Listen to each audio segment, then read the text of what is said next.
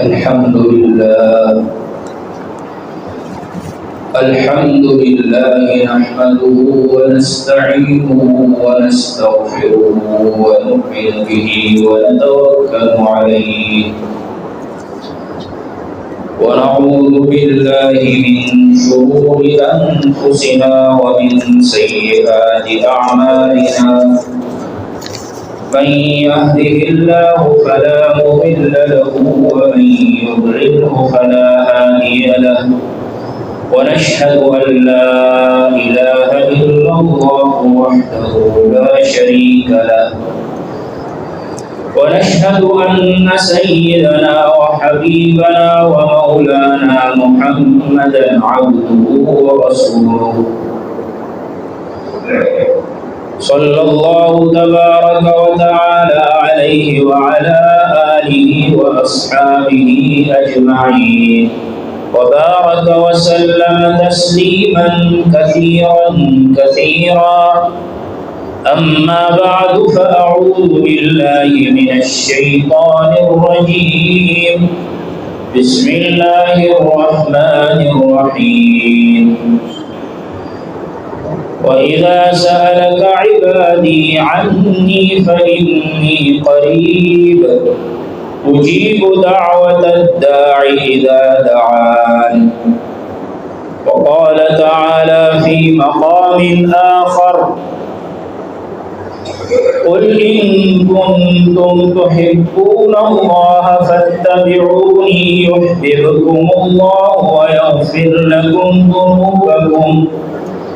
والله غفور رحيم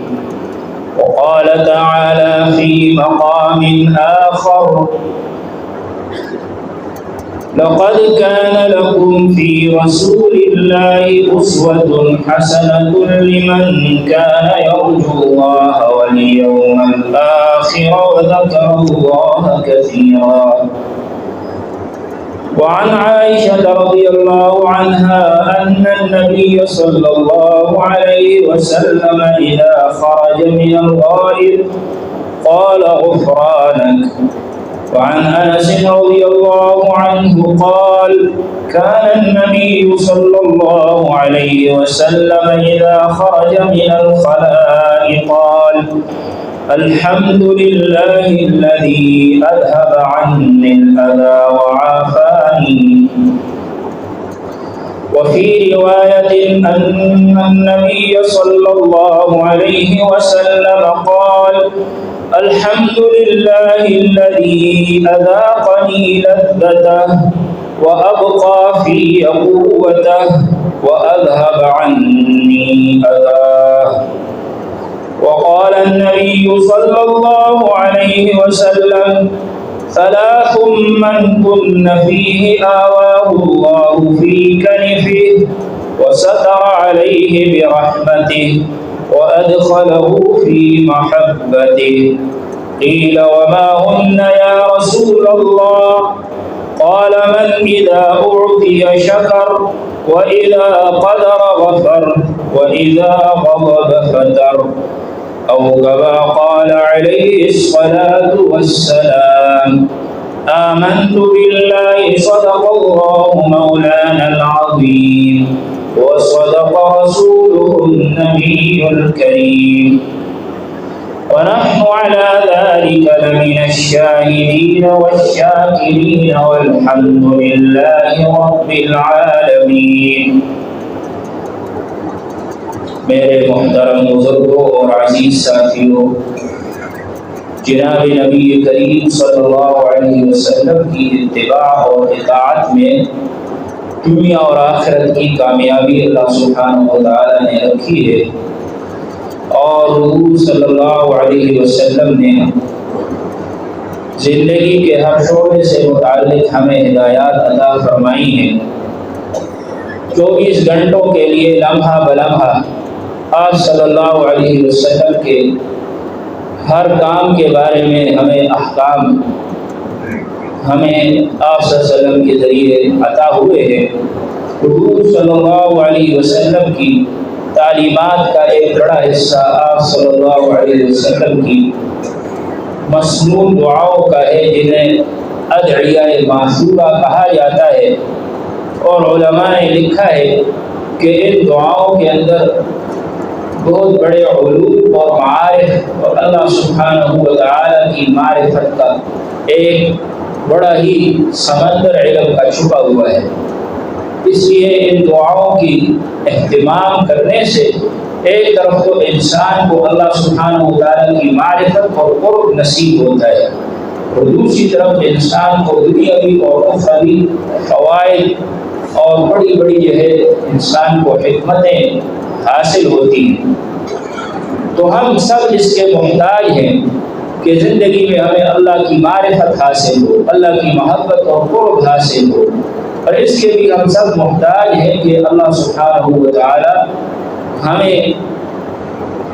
اپنی نعمتوں کے فوائد اور اس کے برکات عطا فرمائیں۔ اس کے بغیر ہم ایک قدم بھی آگے نہیں بڑھا سکتے۔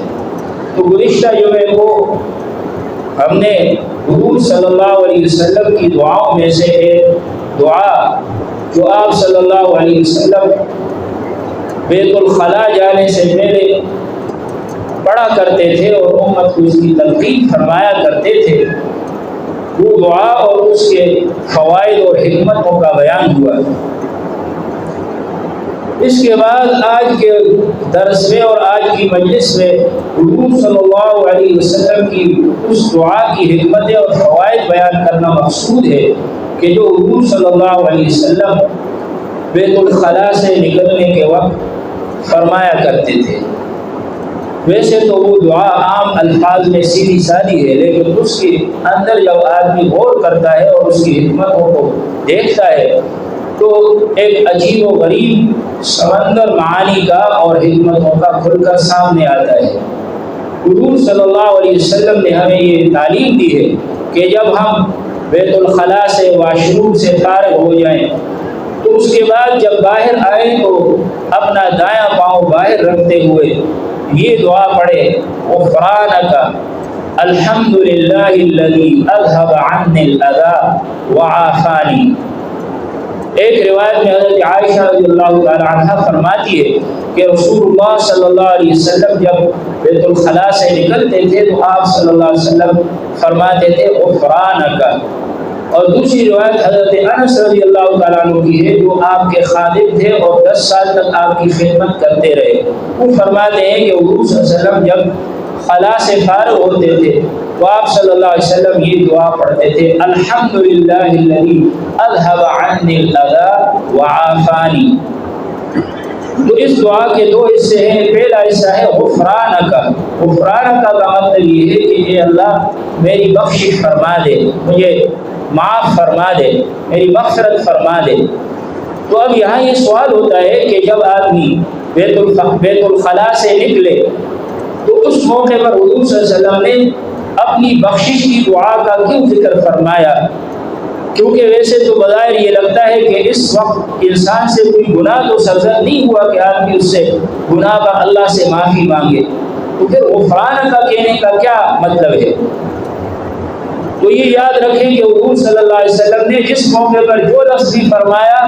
وہ بلا وجہ نہیں ہے، بلکہ اس کے اندر بڑی حکمت اور بڑا معقول معنی ہوتا ہے۔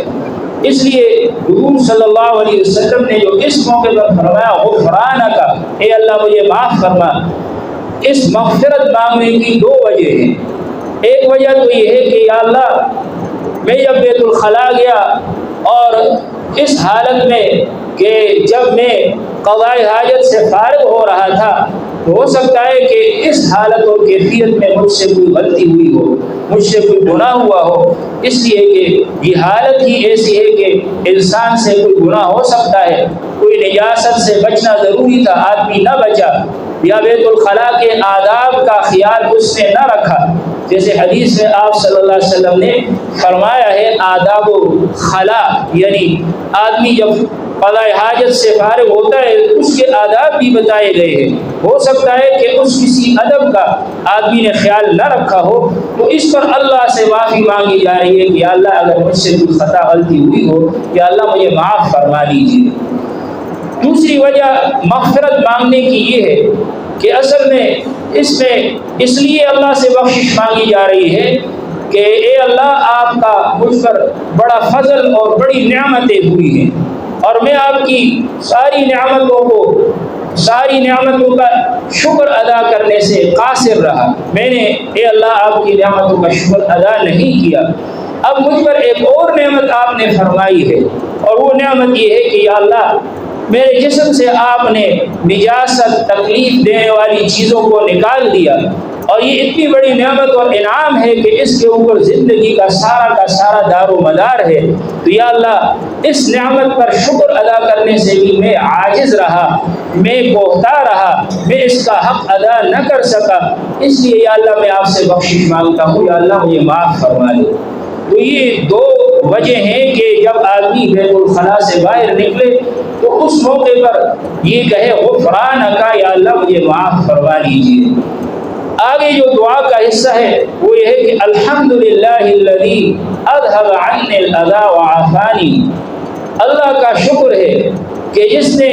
میرے جسم سے تکلیف دینے والی نجاست اور گندگی کو دور فرما دیا اور مجھے عافیت عطا فرما دی۔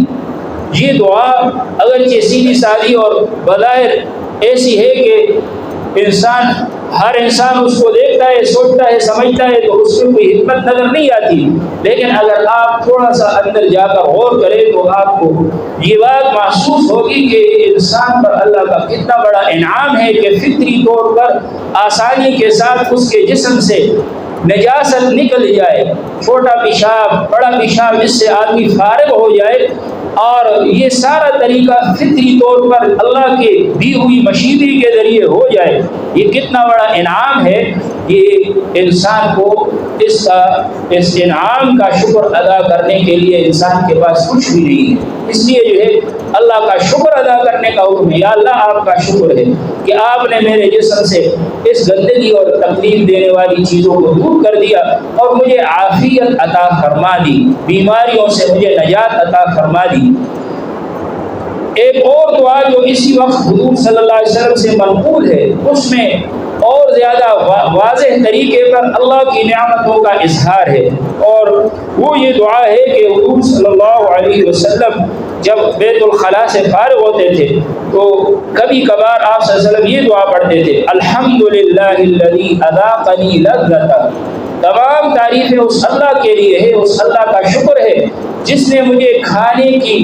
لذت اور اس کے ذائقے کا مزہ عطا فرمایا۔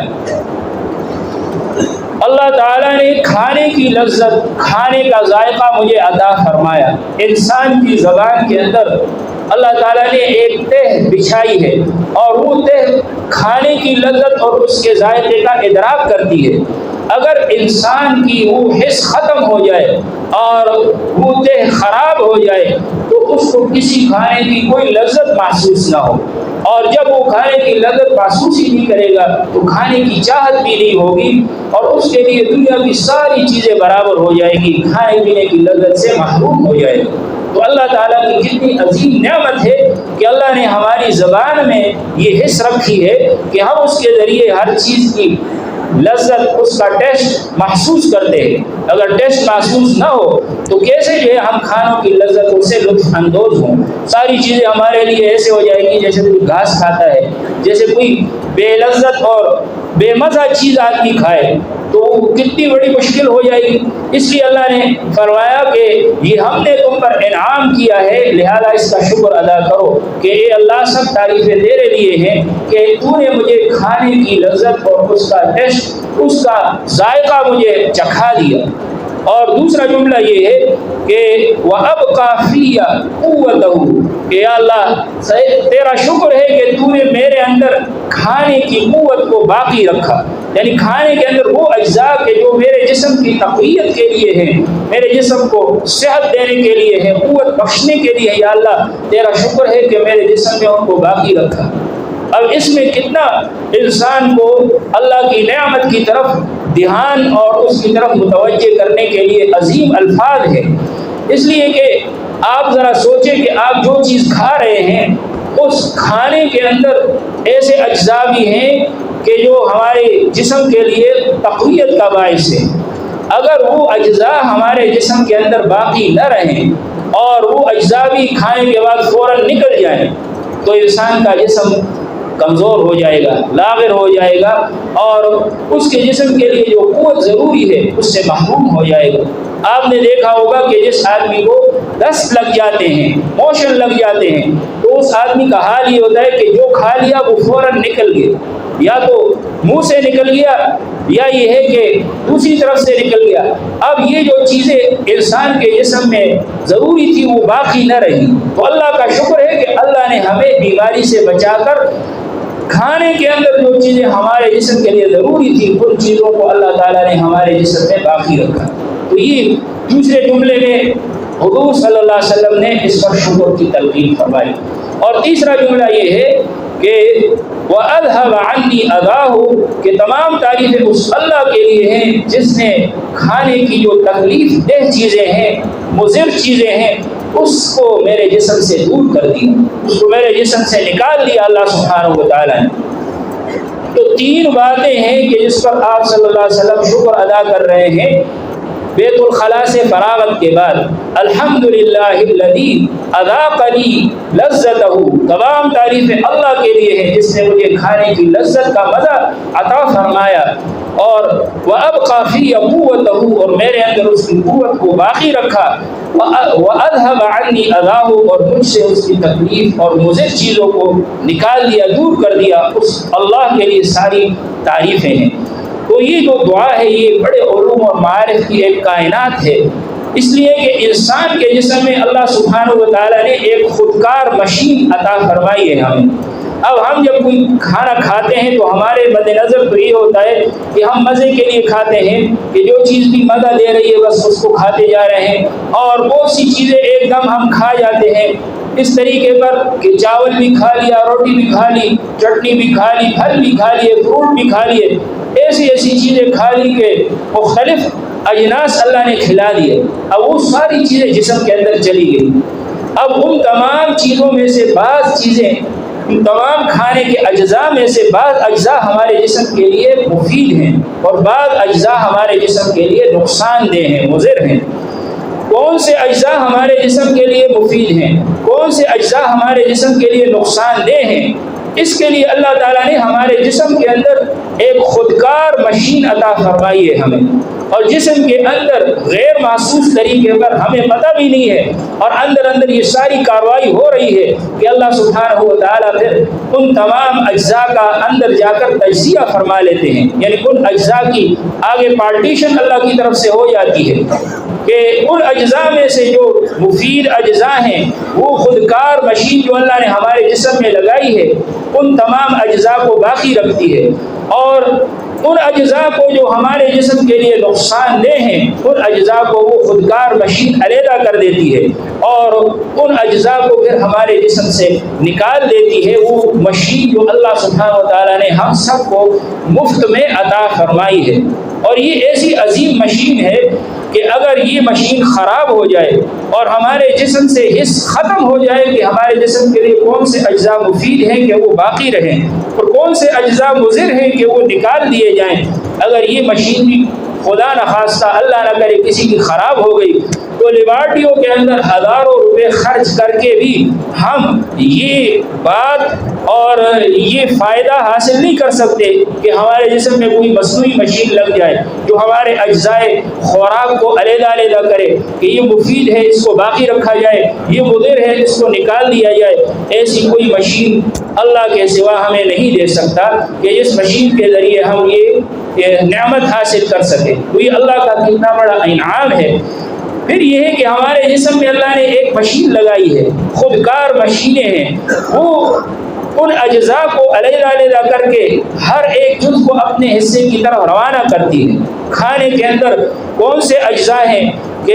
جس سے خون بننا چاہیے، کھانے کے اندر کون سے اجزاء ہیں کہ جس سے ہماری ہڈیوں کو تقویت پہنچے گی، کون سے اجزاء ہیں کہ جس سے ہماری نگاہ کو اور نظر کو فائدہ پہنچے گا، اور کھانے کے اندر کون سے اجزاء ہیں جس سے بالوں کو فائدہ پہنچے گا، کھانے کے اندر کون سے اجزاء ہیں کہ جس سے دماغ کو فائدہ پہنچے گا۔ ان تمام اجزاء کو علیحدہ کر کے وہاں پہنچانا یہ اس مشین کا کام ہے جو اللہ نے ہمارے جسم کے اندر وہ مشین لگائی ہوئی ہے۔ ہوئی ہے، وہ مشین خودکار طریقے پر اندر ساری کی ساری کارروائی کرتی ہے، ہمیں پتہ بھی نہیں ہوتا، اور ہمارے جسم کے اندر اللہ سبحانہ و تعالیٰ کی یہ نعمتیں چل رہی ہیں۔ تو اللہ سبحانہ و تعالیٰ نے یہ مشین ہمیں ایسی عظیم عطا فرمائی ہے کہ اس مشین کی کارنامے، اس مشین کے فوائد اور اس مشینری کے اندر جو کچھ ہمیں حکمت فوائد مل رہے ہیں، اگر اس کو آپ دیکھیں تو اس کو غور کرنے کے بعد، اس کا احساس کرنے کے بعد آپ کے جسم کے روئے روئے سے اللہ کا شکر ادا ہوگا کہ یا اللہ تیرا شکر ہے، تو نے میرے اندر یہ مشین صحیح رکھی ہے، سلامت رکھی ہے، صحت مجھے عطا فرمائی ہے۔ اس لیے حضور صلی اللہ علیہ وسلم نے فرمایا کہ جب تم فارغ ہو جاؤ بیت الخلاء سے تو یہ دعا پڑھو کہ اے اللہ ساری تعریفیں تیرے لیے ہیں کہ سب سے پہلے تو مجھے کھانے کا لذت، کھانے کا مزہ آپ نے عطا فرما دیا، پھر یہ ہے کہ وہ اب کافی قوتہ، میرے اندر اس کھانے کی قوت کو یا اللہ آپ نے باقی رکھا، اور تیسرا یہ ہے کہ وہ اذهب عنی اذاه، یا اللہ آپ نے کھانے کی نقصان دہ چیزوں کو میرے جسم سے دور کر دی۔ اب ہمارے جسم میں اللہ نے کیسی جو ہے آلات رکھے ہیں، معدہ ہے، معدے کا کام یہ ہے کہ کھانے کو ہضم کیا جائے، پھر اللہ نے جگر عطا فرمایا، اس کا کام یہ ہے کہ خون بنایا جائے، خون کو صاف کیا جائے، پھر اللہ سبحانہ و تعالیٰ نے گردے عطا فرمائے، گردوں کا کام یہ ہے کہ جسم میں جو زائد پانی ہے اس کو نکالا جائے، خون کو صاف کیا جائے، مضر زہریلے اجزاء کو نکال دیا جائے، اور پھر اللہ نے جسم میں آنتیں عطا فرمائی ہیں، اس کا کام یہ ہے کہ جسم کے اندر جو کھانا کھا کر ہمارے جسم میں فضلات اور زائد چیزیں داخل ہوئی ہیں اس کو نکالا جائے، اس میں سے جو مفید چیزیں ہیں، جسم کو قوت دینے والی چیزیں ہیں، اس کو کشید کیا جائے۔ یہ اللہ تعالیٰ نے ہمیں اتنی مشینیں عطا فرمائی ہیں۔ اب اگر غور کیا جائے تو یہ تمام مشینیں ایسی ہیں کہ ایک مشین بھی اگر ان میں سے خراب ہو گئی تو بڑی مصیبت بن جاتی ہے، اور ہم اس مصیبت کو دور کرنے کے لیے ہمارے پاس کوئی ایسا ذریعہ نہیں ہے کہ بالکل اسی طرح وہ کام ہمیں حاصل ہو جو وہ مشین ہمیں عطا کر رہی ہے۔ مثلا کسی آدمی کا دل بھی ٹھیک ہے،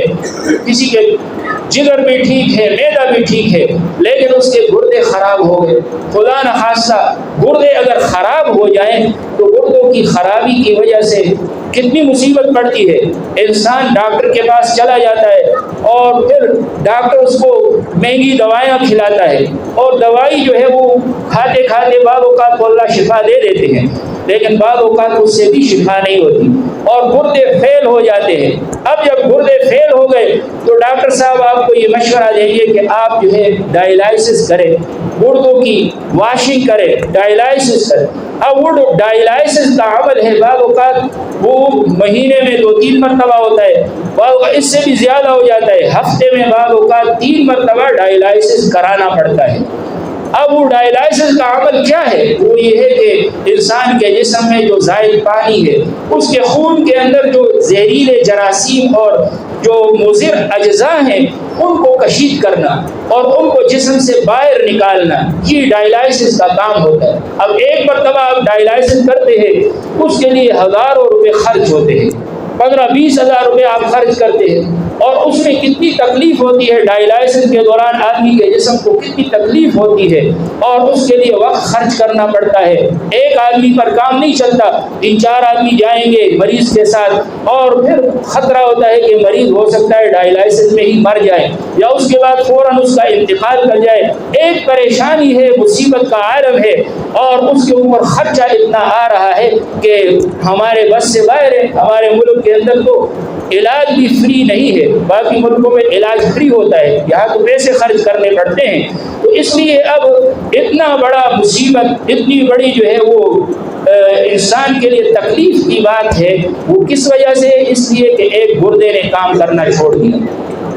تو اب آپ ذرا تصور کیجئے کہ اگر ہمارا گردہ خدا نخواستہ وہ کام نہ کرے کہ جو ہم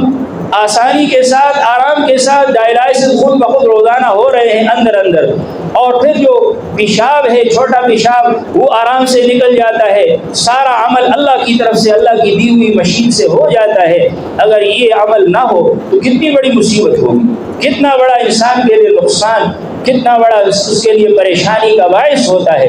تو یہ ایک مشین اللہ تعالیٰ نے ہر ایک کو دی ہوئی ہے، غریب کو بھی ملی ہے، امیر کو بھی ملی ہوئی ہے، مسلمان کو بھی دی گئی ہے، کافر کو بھی دی گئی ہے، عالم کو بھی دی گئی ہے، جاہل کو بھی دی گئی ہے، اسی طرح نماز پڑھنے والے کو بھی اللہ نے دی ہے، جو نہیں پڑھتا اس کو بھی اللہ نے دی ہے، سب کو یہ مشین اللہ سبحانہ و تعالیٰ نے عطا فرمائی ہے۔ یہ مشین بغیر کسی پیسوں کے آپ کو دی گئی ہے۔ اگر یہ ایک مشین خراب ہو گئی تو آپ کے لیے کتنی بڑی مصیبت، کتنا بڑا خرچہ کرنا پڑتا ہے۔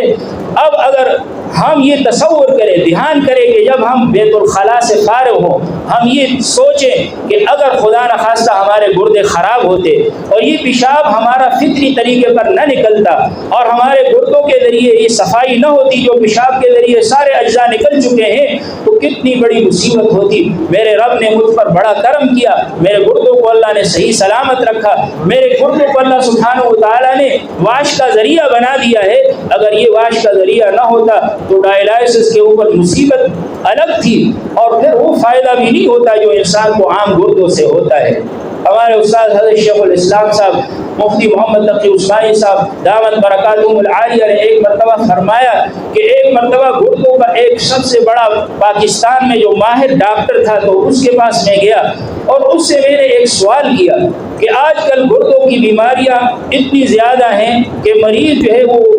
کنٹرول سے باہر ہیں، اسپتال بھرے ہوئے ہیں، تو اب ڈاکٹر حضرات اس پر کیوں غور نہیں کرتے کہ انسان کے گردے کا کوئی متبادل مصنوعی ایسا عضو اس کے اندر لگا دیا جائے جس کے ذریعے جسم کے اندر جو خون ہے وہ صاف ہوتا رہے؟ تو اس پر غور کیوں نہیں کرتے؟ کوئی مصنوعی اس طرح عضو لگا دیا جائے جیسے مصنوعی اعضاء بھی بعض اوقات لگا دیے جاتے ہیں۔ تو فرمایا اس ڈاکٹر نے مجھے یہ کہا کہ اس گردے کے اندر اللہ سبحانہ و تعالیٰ نے ایک ایسی جلدی بنائی ہے، ایک ایسی چھاننی بنائی ہے کہ وہ جو چھاننی ہے وہ اتنی باریک ہے کہ انسان اگر اس طرح کی چھاننی بنائے تو اس کے اوپر کروڑوں ڈالر خرچ ہوں، اور اگر وہ کروڑوں ڈالر خرچ کر کے وہ اس طرح کی چھاننی بنا لے تب بھی وہ اس طرح نہیں ہوگی جس طرح اللہ نے بنائی ہے، اس لیے کہ جو اللہ نے چھاننی بنائی ہے اس میں خود حس موجود ہے، یعنی اس میں عقل موجود ہے، اور وہ اپنے عقل اور حس کے ذریعے جو نقصان دہ اجزاء ہے ان کو نکالتی ہے اور جو جسم کے لیے مفید اجزاء ہے اس کو باقی رکھتی ہے۔ تو اب انسان اگر بنائے تو اس میں حس کہاں سے لائے؟ کیونکہ اس میں روح کہاں سے ڈالے؟ روح تو اللہ کے پاس ہے۔ قل الروح من امر ربی وما اوتیتم من العلم الا قلیلا، فرمایا روح تو اللہ کے حکم سے ہوتی ہے، وما اوتیتم من العلم الا قلیلا، تمہیں تھوڑا سا علم دیا گیا ہے، ڈاکٹر کو بھی علم محدود تھوڑا سا دیا گیا ہے، وہ کہاں سے باقی علم لائے؟ تو اس لیے یہ جو ہمارا گردہ ہے یہ اللہ کی عظیم نعمت ہے، اور میں یہ سمجھتا ہوں کہ اگر ہم یہ دعا پڑھیں گے اپنے واش روم سے فارغ ہونے کے بعد، اگر ہم اس کا معمول بنا لیں تو انشاءاللہ ہمارے گردے فیل نہیں ہوں گے۔ اس لیے کہ یہ دعا جو ہے ہمیں یہ سکھا رہی ہے کہ اس گردوں کی نعمت اور اللہ نے جو آنتوں کے ذریعے ہمارے جسم سے فضلات نکال دیے، اس نعمت پر ہم اے اللہ آپ کا شکر ادا کرتے ہیں۔ تو جب آپ اس نعمت پر شکر ادا کریں گے جو اللہ نے آپ کو دی ہے، تو اللہ کا وعدہ ہے لئن شکرتم لازیدنکم، اگر تم شکر کرو گے تو میں تمہیں اور زیادہ نعمت دوں گا۔ تو گردوں کی نعمت پر اگر آپ شکر ادا کریں گے تو اللہ تعالیٰ ان گردوں کو فیل ہونے سے ضرور بچائیں گے، اس لیے کہ اللہ کا وعدہ ہے لئن شکرتم لازیدنکم، اگر تم شکر ادا کرو گے تو میں ضرور تمہیں اس نعمت میں مزید تقویت عطا کروں گا، مزید تمہارے اندر جو ہے اس نعمت کو مزید بڑھاؤں گا۔ اور فرمایا وَلَئِن كَفَرْتُمْ